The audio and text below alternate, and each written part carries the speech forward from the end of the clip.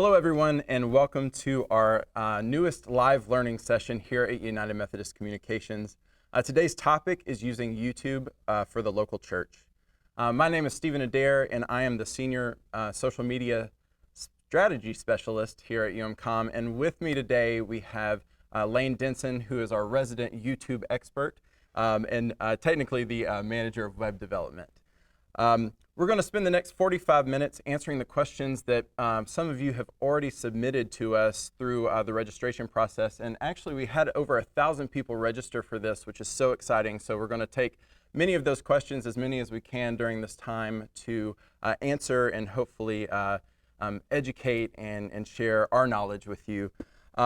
If you have a question that you haven't submitted, or you think of one while we are discussing them, you can feel free to submit that on the box. If you're watching on the web on umcom.org, you can submit that using the chat box. Or if you're watching us via Facebook Live on the UMCOM Facebook page, you could submit that in the comments below. So I'm going to turn it over to Lane here, and he's going to tell us a little bit about the stats and why YouTube's important. Sure. Thanks, Stephen. If you're watching this, you probably have some passing familiarity with YouTube. It was created in 2005 by a few PayPal employees, and it has grown in the past 13 years to the point where people watch nearly 5 billion videos each day. Over 300 hours of video are uploaded every minute.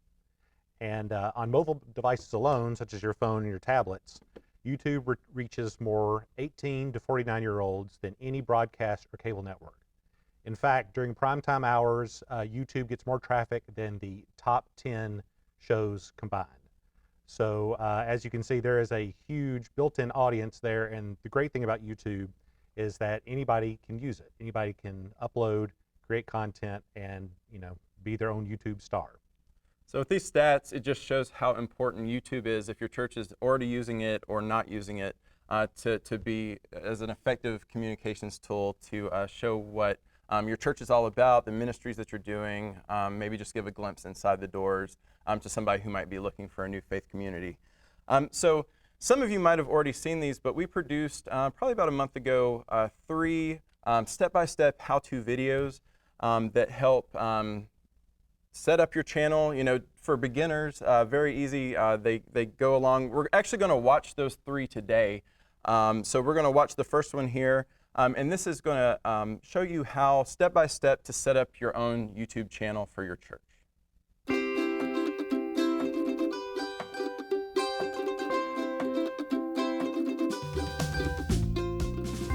Hey, welcome to our series on using YouTube to promote your church.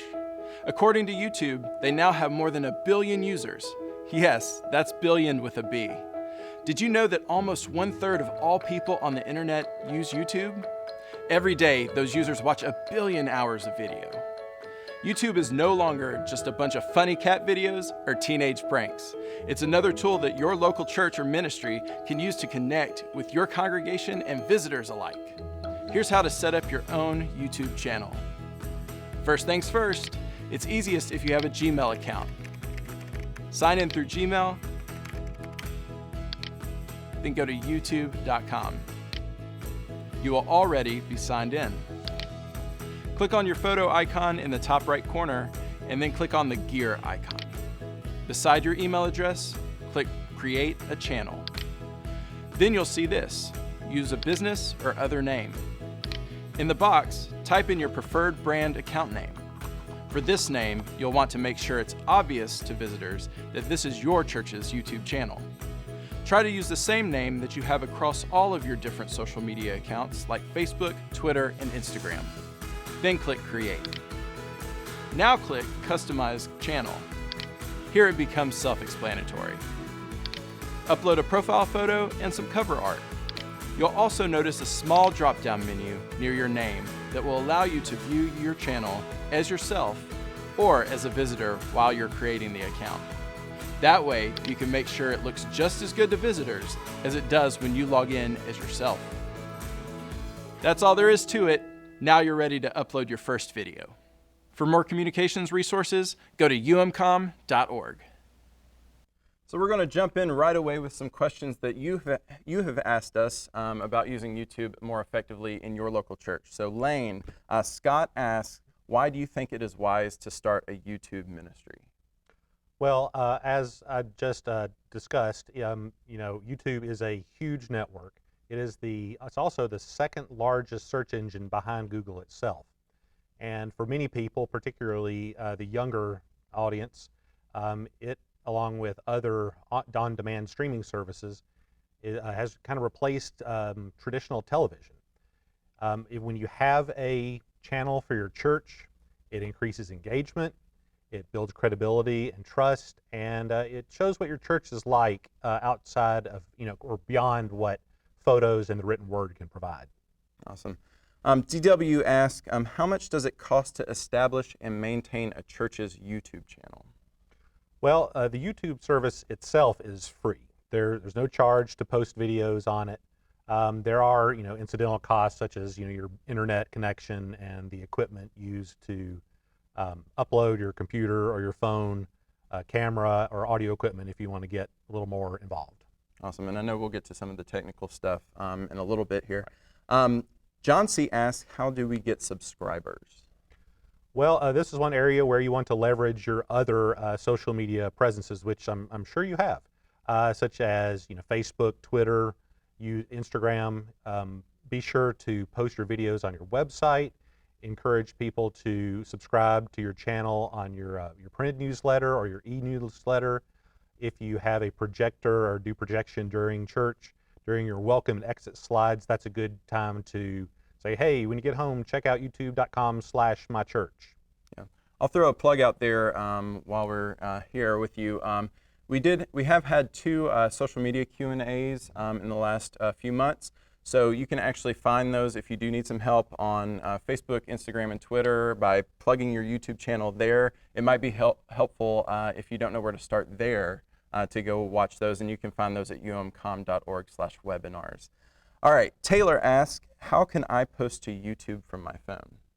Well, the official YouTube app is the easiest and simplest way. It's free and just makes it absolutely dirt simple to record a video and post it right up to your channel. Okay, awesome.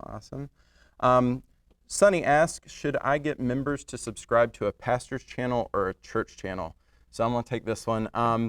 I don't think there's really a right way per se or the right answer to this one. I would say, since we're trying to leverage YouTube for the church, I would always advocate that the church needs a channel and that the pastor, no matter what those videos are of the pastor, should live on the church's channel. Especially in our United Methodist Connection, pastors come and go. So if you've got members subscribing to a pastor's channel, that pastor might move along and then your church doesn't have a presence there. So I would advocate definitely for the church channel, and if your pastor wants to have their own, you can kind of you can add playlists that cross-promote the church versus the pastor as well. So, right. So we're going to jump into our second video of the 3. This is going to share step-by-step how you upload your first video to YouTube.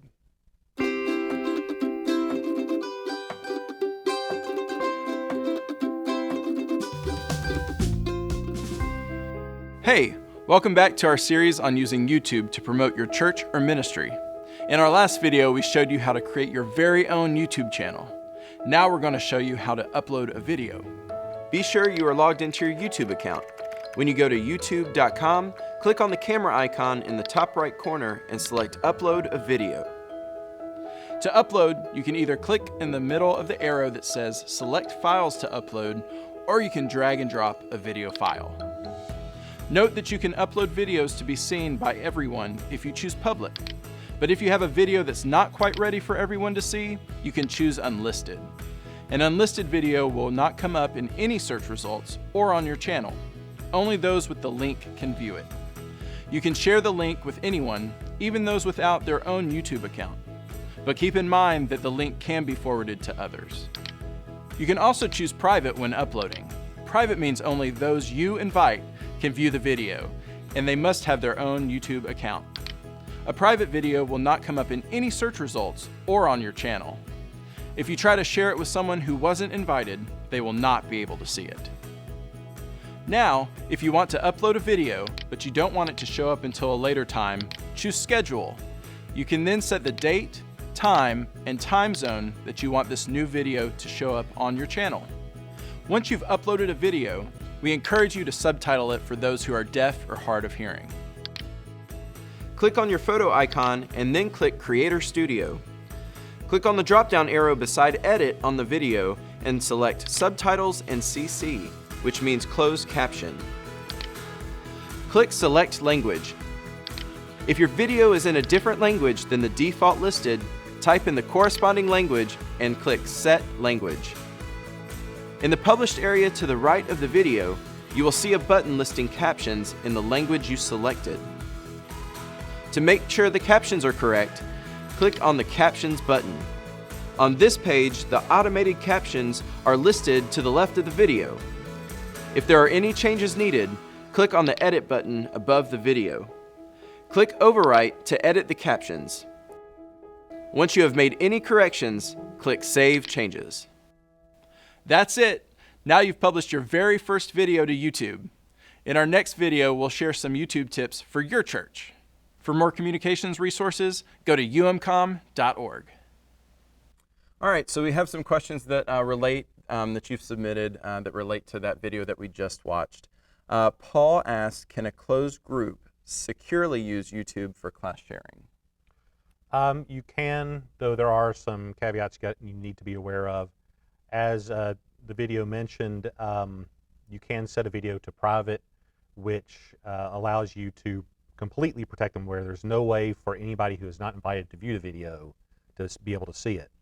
The limitation there is you have about a 25 user limit, I believe, or you may use the unlisted option, which keeps it from showing up in search results. But if you have the link, then you can view the video. Now it depends on how critical it is you keep it private. If you want a service that's a little more in line with that sort of usage, I would suggest looking into Vimeo because they have much stronger privacy and password protected options than YouTube does. Okay. Awesome. Let's see. Let's speak a little bit more about the closed caption capability. We had a lot of questions about that on YouTube and why it's important to add those. Sure. Yeah, I think the closed captioning is one of the kind of unsung strengths of YouTube that doesn't get a whole lot of usage. It helps your people who may be interested in your video but are deaf or hard of hearing. It can be utilized to help, if you have somebody in your congregation who can speak multiple languages, they can transcribe the video for you. That way you can reach out to not only English speakers but Spanish speakers, and whomever your audience may be. Additionally, if you put in your own transcripts, it can add some additional search engine or SEO juice, as some people call it, which just gives search engines such as Google and YouTube more content to chew on, so they can index that and bring your content up higher in the search results. Okay. So there's a lot of ways you can use that. Awesome. And I guess YouTube and Google are highly integrated, so I would assume that adding more information on YouTube will actually help you in Google, like the Google search results, the video section maybe. Yes, absolutely. Okay. Yeah, YouTube was purchased by Google many years ago, and so yes, they're kind of one and the same for all intents and purposes. Okay, awesome. And many people are looking for you on Google, so I would definitely encourage doing as much as you can for YouTube and your website to get up in the search results for sure. Absolutely. Jim asked, what should your posting frequency be, and what is the best day and time to post? Right. Well, you want to post often enough to where your audience or potential audience at least know what to expect. When speaking of churches in particular, your weekly sermon is the obvious low-hanging fruit. You can post that, every week. That's at least one piece of content that your audience can be assured is coming. But more often, if you have more content that you can post and it's compelling and something that your audience wants to see, then absolutely post more often. In terms of when is the best time to post, it varies based on the day of the week. During weekdays, the highest audience viewership is during evening hours, your typical primetime hours. And so the general rule of thumb is to upload your videos between 2 and 4 Eastern times, early afternoon. That way it gives YouTube time to index that content so it then gets pushed up to the top during those primetime hours. Now for the weekends, that changes a little bit. The typical viewership tends to skew a little earlier. So in that case, you want to upload in the mid-morning, 9 to 11, around that time frame. In terms of the day of the week, the vast majority of the viewership is between Wednesday and Saturday. So those are your peak times. Okay, awesome. So we're going to go into our third video now, and this is a little bit more in depth on what content you should be creating and how to do that and such. So let's go ahead and watch that one.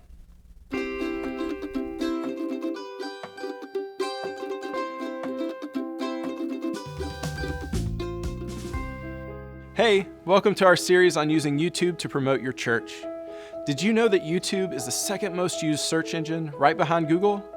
This means it's a great place for churches to have a presence. Anyone in your area could be searching for a church to attend. If you were looking for a new church, what would you want to see on that church's YouTube channel?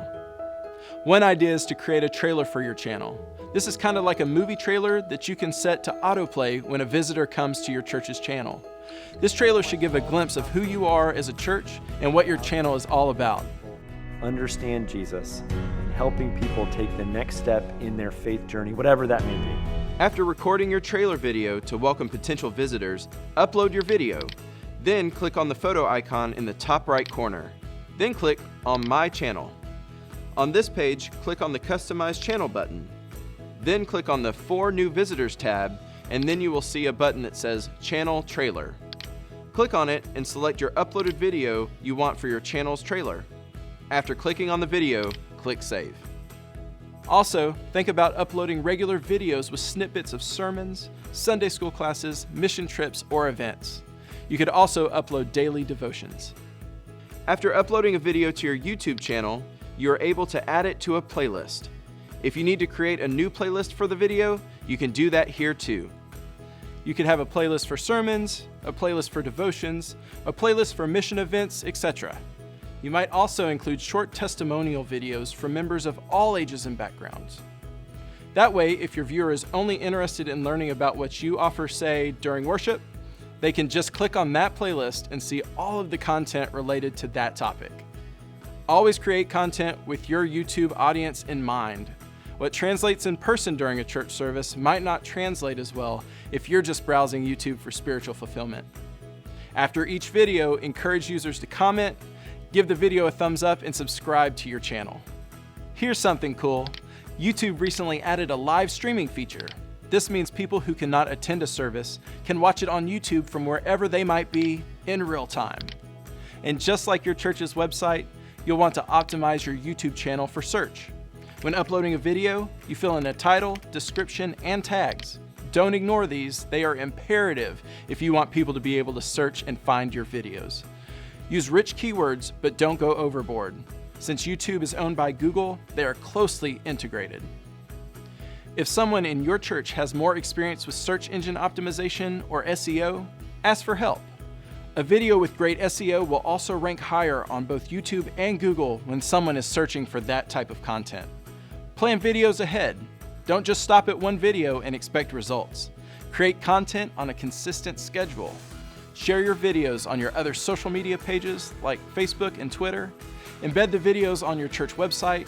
Add a link to your blog and spread the word about your channel in your church newsletters and emails. And finally, engage. You already know that Facebook, Twitter, and Instagram only thrive if you create conversation with your followers. The same goes for YouTube. Encourage comments and engage with your viewers by posing questions and answering theirs. Now you're ready to showcase your church on YouTube. For more communications resources, go to umcom.org. All right, so we've watched all three of those videos that we've produced that are step-by-step, the basics of creating a channel, uploading a video, and what content you should post to your church. If you want to watch those again, all three are on United Methodist Communications Facebook page, so you can go and refer back to those there, or you can find them on umcom.org. Let's jump back into some questions. Dustin asked, how do churches use YouTube? How do they use it well? And I guess as far as pastor vlogs, sermon stories, other, I would answer this one like I answer social media questions like what to post, what content to find. You need to have a good content mix. So, whether that's your weekly sermons, some people only record their sermons. Some people do the whole worship services. For us, I would say we were only doing the sermons until we got some more people in the pews, because the singing might not be. You have to kind of keep that in mind. What's good marketing for people to watch? So just keep that in mind as far as sermons only or the whole worship service. As far as your pastors, they could do a weekly devotion and post that to YouTube and everywhere else. And like in that video that we just watched said, YouTube gives you the opportunity to post, they call it a trailer, but I would call it a promo video. And you can actually use that across other social media channels too, because I know Facebook actually has a featured video section on your church's Facebook page. So you could use it in various locations. And just mix up the content. If you're having an event, if you're reaching out to the community, if you're doing something mission-oriented, take a video. People love to see the behind-the-scenes things of stuff, and that might pique their interest to come get involved, whether that's worship or a mission opportunity. All right, next question. Joanne asked, how long should your videos be to keep your audience's attention? Well, it kind of depends on what the content is. You don't want to post a minute-long clip of your sermon necessarily, because then you lose all the context. However, generally speaking, outside of defined video or content such as that, shorter is typically better. People's attention spans on the internet are notoriously short. So, maybe 2-3 minutes or less, just like the videos you were just shown, those are kind of perfect. They're bite-sized, they get to the point, and then you're out. And if you want to learn more, you provide that information in the description and maybe a link off to a website or where you could learn more about whatever the subject of the video is. Of course. And of course, if you do your whole worship service, that's probably going to be typically an hour long, but you could also in the description or in the comments below let somebody know where they might find the message or the sermon, or different parts that somebody might be interested in. If they might not want to watch the whole thing, they can refer to a certain time index of the video for certain parts. Right. That's one nice little feature of the description field is if you put in the times such as 10 minutes in 10:00, it'll create a link and people can click on that and it'll jump directly to that spot in the video. Awesome. Let's see, Katie asked, what are common mistakes you see churches making when they post worship services or sermons to YouTube? Well, that's a tough one because on one hand, it's a sermon. There's not always going to be a whole lot of action going on. It's typically one person talking. However, that's also can be fairly boring content, thinking in a broad perspective. So if possible, if you have the equipment to do so, I would say, use multiple cameras like we're using here, multiple shots, be able to intercut between those. If you're using slides, if a sermon or a Bible illustration with verses, if you could, in the editing process, put up that verse for 10 seconds. So just to give some more visual interest there, that would be my suggestion. Okay, awesome. What type of content, Philip asked, what type of content will be attractive to young people? Well, that's a good question for your young people. That may sound a little reductive, but that's if you ask kids today what they want to be when they grow up, it's either an athlete or a YouTube star. So I'm sure at least one young person in your church has put some thought into that. So, pick their brains, get them involved, see what kind of content would they want to create or what content would they want to see on your church's YouTube channel. Okay, awesome. So people who have submitted questions, your questions, come from different ministry settings, whether that's in a local church, annual conference, a district, or a Wesley fellowship. We got a question from Kathy, who is the admin for a district office. She asked how she could utilize YouTube for the district level. I have a example. Our district superintendent, which his admin assistant, I would assume, helps him with this, records weekly or monthly updates for the district churches, whether that's at the conference level information or just events that are happening around, or there's even a section that they made with glory sightings, which is asking churches to submit what awesome things are happening in the local churches in that area. He even used, I think it was to get some more viewership of those videos. There was a quiz at the end of it of like what church, like he would be standing in a different local church in our district, and he would ask, what local church am I standing in right now? And the first person to call the district office won a prize. So he's done that a few times. Nice. But there's some ways to engage. But for the district, I think everybody really, on the local church level, at least the leaders want to know what's going on, what's new, to stay in the know. And sometimes the internal communication down from the levels is challenging or doesn't filter all the way down. So utilizing YouTube as a platform to have those videos for district superintendent updates would be a way. If they're good on camera or they want to be on camera, that might be a problem for some that don't want to, but to utilize it that way would be great. Another question that we got and that was covered in that last video that we watched, can you explain a little bit more about SEO for YouTube? Sure. SEO for YouTube is similar for SEO for your website or for your other social media channels. The difficulty with video content is there's not really a good way for Google to index that. So what you need to do is make good use of the various fields that are available alongside with your video, the title, the description, the keywords, the location, the date. All that information is things that Google can latch on to and lift it up in their search results. Be sure to front load those with the most relevant information.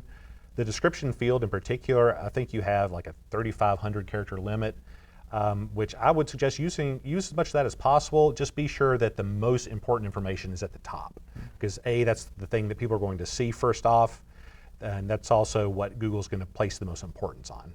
Okay, awesome. So Steve asked, is YouTube like Facebook where you can pay for more visibility on the web? You can, honestly, I don't know all the details, but you can use Google's AdWords service to promote your church's videos on other videos and lift them up. To do that, you want to set up an AdWords account, which is kind of outside the scope of this presentation. But then in the YouTube Creator Studio, you go to Channel, and then Advanced, and then link to your AdWords account that you've set up. And then there's a host of options from there. I'm sure that if you are looking to do that to, YouTube and our social channels, they love to intake your money to show your content to the people. But I'm sure that a Google search might be able to help you if you are at that level to want to promote your content on YouTube with money. Bob asked, can YouTube be incorporated into your church's website and Facebook? Absolutely.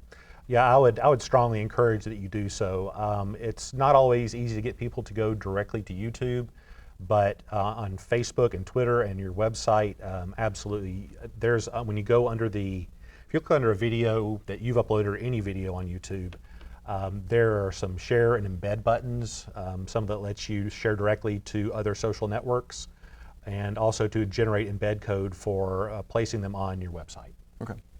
And then, of course, that would be depending on what, platform your website is on. There's different tools and apps to integrate YouTube into your website. Absolutely. All right. We had a few people ask this one. What is the difference between YouTube and YouTube Live? Okay, so YouTube is just kind of the standard on-demand platform that has been around since 2005, where you upload a video that you've already created.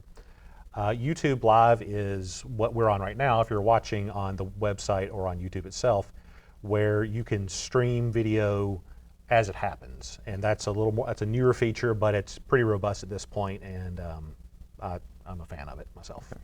Awesome. Jennifer asked, is YouTube the best option for streaming your services?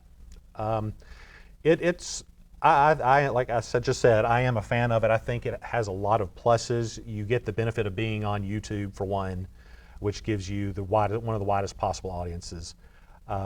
It's the cheapest. It is the lowest bandwidth if you're in a low bandwidth situation, and it also allows for automatic archiving, where once your stream is done, the archive of your video is available on your channel for viewing almost immediately. Okay. I love this question when it comes to social media in general, and usually I'm the one that's giving the answer. Somebody's not asking me this question, but I'm volunteering this information. But Lisa asked, what should we not include on YouTube? Well, I would say anything that has poor audio. I know that it is a visual, format, but if people can't understand what's going on, if it's muffled or just you can't really tell what's happening, it's not really worthwhile. People are much more forgiving of poor video than they are of poor audio. Additionally, I would say, vertical videos. If you're shooting with the camera, turn it this way, simply because YouTube's video player, it's wide, it's not long. Now, that may be different if you're using Facebook, where it's more of a vertical format. But for YouTube, you're kind of giving up, over a third or more of your space if you shoot your video vertically. So just turn that camera 90 degrees and you're good to go. Yeah, I think if you're a little bit more advanced, because even here we're trying to figure out the whole vertical video versus horizontal, and trying to figure out how many ways we can use one video across all these platforms that have different measurement sizes, whether that's vertical, horizontal, or square even. Yeah. But I did hear that a tip would be, if you are more advanced and you are going to be editing video, to always film horizontal. Absolutely. And then you can bring it in and cut it vertical if you need to, as long as everything that's important is in that vertical space. So it would just chop off the sides. So if you are on that level, always do horizontal, and then you can bring it into vertical for the other platforms that use more vertical video. Yep. All right, let's see. Carlton asked, what metrics are available for determining your audience makeup? This is one area where YouTube shines. If you go to your Creator Studio and then click on Analytics over to the left-hand side, there is just a wealth of demographic information. Whether it's watch time, number of viewers, most viewed, the age, the sex, the location, the devices that are used, where all that traffic is coming from, and you can slice that 6 different ways and to kind of determine when the best time is to post your videos, who's engaging with your content the most. Sky's the limit. Awesome. Ben is curious about the ways to increase channel engagement and encourage viewers to interact, like comment, like, and share. Right. Well, one good thing is just, in your videos, say, please comment, like, and share this video. Use the little bell icon, encourage them to click that so that when you post a new video, they'll get a notification. I would also say cross-promote your other videos. If you have something that you've posted in the past that might be relevant, say, hey, check this out, and put a link in your comments. If somebody comments on your video, be right there and start interacting, engaging with them. If somebody feels like they're heard, they're going to be more likely to come back and watch your videos in the future. Those are definitely good tips across all social media platforms. You have to also engage back with the audience that's engaging with you. Absolutely. Yeah, awesome. And also, actually, YouTube, that's another reason to build your subscriber base, is because when you upload a new video, it'll actually email out, is it a daily or a weekly maybe report of, hey, your subscription, or the person that you're subscribed to has actually uploaded some new content, and that'll be another way for them to know that you have provided new content for them to see out there.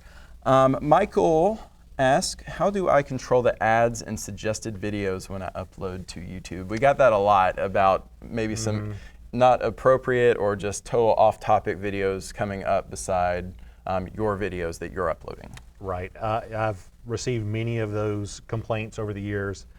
Unfortunately, you don't have much control over that because it is based on YouTube's algorithms, which individual content creators don't have control over. It's based on what you've watched in the past, other videos that people have watched who are watching the video that you're currently watching, things that other people have paid for, and unfortunately there's no real way to curate that. Yeah. So we had some questions that came in about permissions, and I think that that's across the board, no matter what social media channel, any sort of online content that you're getting. It's not all about just posting those photos in those newsletters anymore. It's about posting photos and videos on Facebook and Instagram and YouTube, everywhere. So somebody asked, is it sufficient to get an individual sign authorization for themselves and or their children on a blanket photo permission form to cover any and all photos and videos used in the future on social media? That's a tough question. Of course, it's the best legally, just because people's privacy is at stake, and some people don't want to be published, their face recognition. So I think the best practice would be to definitely get signed photo release, video release forms for people. That's kind of hard sometimes when you have an event that might not just be the internal people that are coming, but an Easter egg hunt or something that you might be filming video to put on YouTube to promote or promote it even next year. Like, hey, this is what happened last year. So it's challenging to do that. I know that some churches, as far as even like a worship service, they have in their bulletin maybe a notification, hey, sit on this side of the sanctuary in this section. That's not on camera, and we're live streaming this service.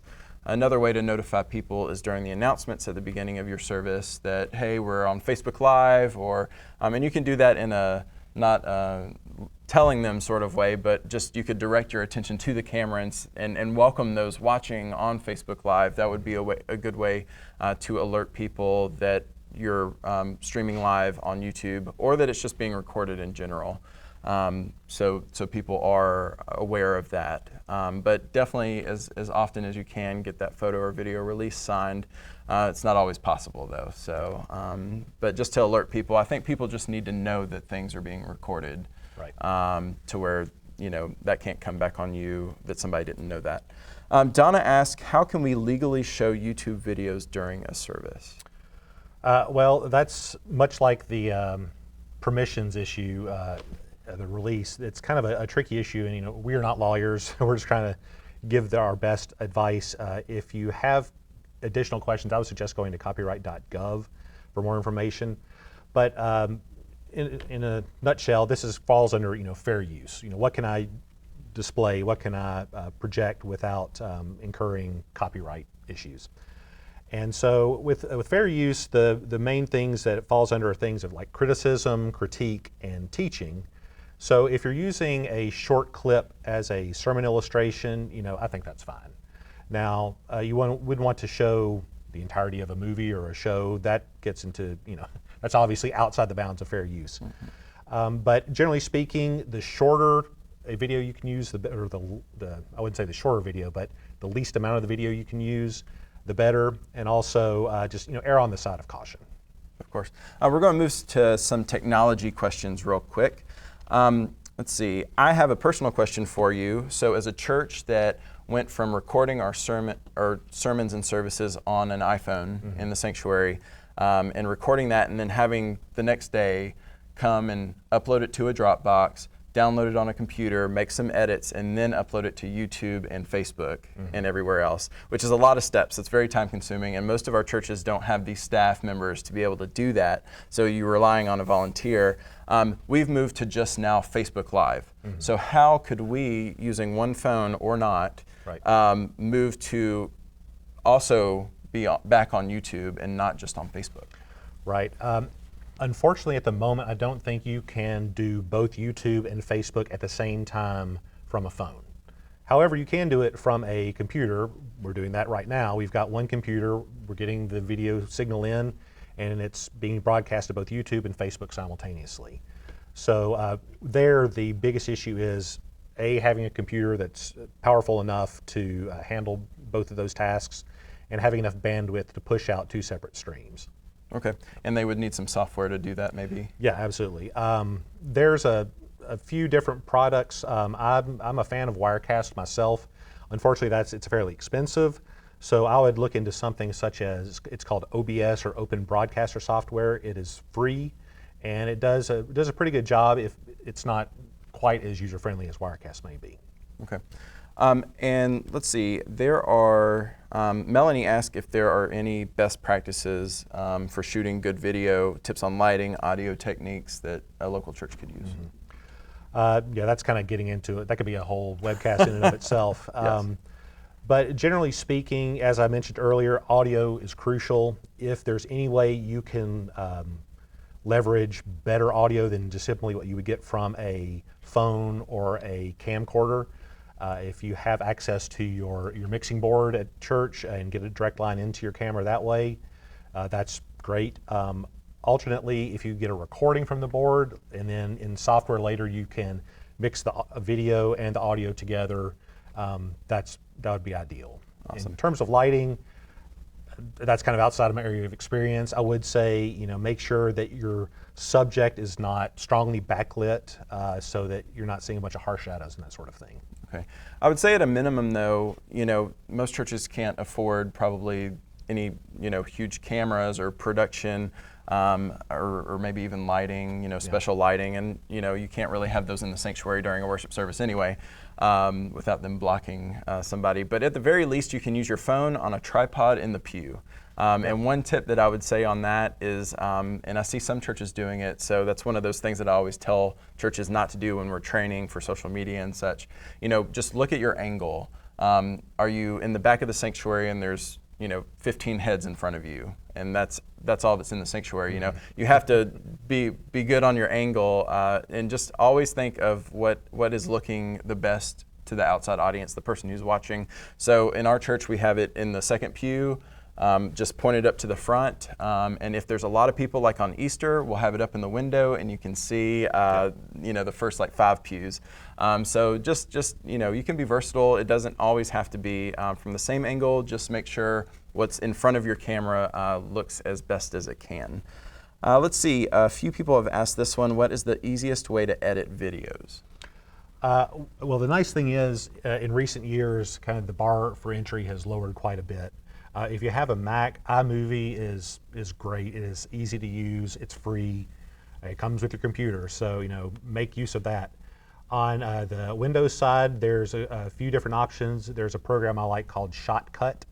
There's another one called OpenShot, and DaVinci Resolve is another good one. Those are all free to one degree or another. I think with DaVinci Resolve, there may be some paid-for options. I'd also look into Adobe Premiere Elements. It's less than $100 and is very powerful, but also easy to use. Awesome. And let's see here. Do you have any tips for better sound when using a phone or other device to record church events and services? Yeah. Well, kind of already touched on that, Yeah. but same advice holds true. If you can use external mics and a mixing board, that's always preferable to a built-in microphone. Okay, and I know that there's a little mic, and I don't think it's very expensive, but it plugs right directly into your iPhone. Yeah. So there's definitely some options out there that aren't super expensive. I don't know the price on that, but that'll just increase your audio for not a lot of equipment that you have to buy. So right. Let's see. Can you quickly compare YouTube and Vimeo for those concerned about unwanted ads showing up on YouTube, or just kind of the plus and minuses? Right. Real quick. Vimeo it's free to a degree, but then if you want to use it for more than just a few videos a month, you have to start paying for it, which it's not terrible. I think it's like $60 a month for the first paid tier, or $60 a year, excuse me. And it does go up from there. Vimeo is a little more focused on kind of artists as opposed to just more of a crowdsourcing videos. It does have fewer ads. It may have no ads. I'm honestly not sure. It's been a while since I've looked at Vimeo. At the same time, some of the content you may run into on Vimeo is more objectionable than what YouTube allows. So you just have to be careful. There are pros and cons both ways. Okay. And I've seen churches that post on both. Right. So it is, if you do have the ability to post, the more places that your content can show up, the better for somebody to be able to find you. Yeah. So we have come to the close already. These things run by really quickly. But we'll have a slide come up here with our email addresses on. If you have more questions, you can reach Lane at ldenson@umcom.org. or you can feel free to email me with YouTube questions or other social media questions at sadair@umcom.org. Just wanted to share with you, if you wanted to rewatch this webinar or you'd like to pass it on to a friend who might benefit from it, you can find it on the United Methodist Communications Facebook page, or it will be archived at umcom.org/webinar, where you can also find our past live Q&As on other topics, from social media to connectional giving. I think there's just a bunch of topics that will help you communicate the life of your church so much better and more effectively. So I want to thank Lane for being here with us today to answer the questions that you've submitted. We got so many more questions than we had time to answer, which is always the case. And we also wanted to thank you for watching, and just stay tuned. There's more webinars and live Q&As that are in the planning process now to answer your questions to help the local church. That's what we're here for at United Methodist Communications, is to help the local church communicate their mission and what they're doing to reach new people in new ways. So we hope that this has been a helpful session, and if you have any questions, let us know. Have a great day. Thank you.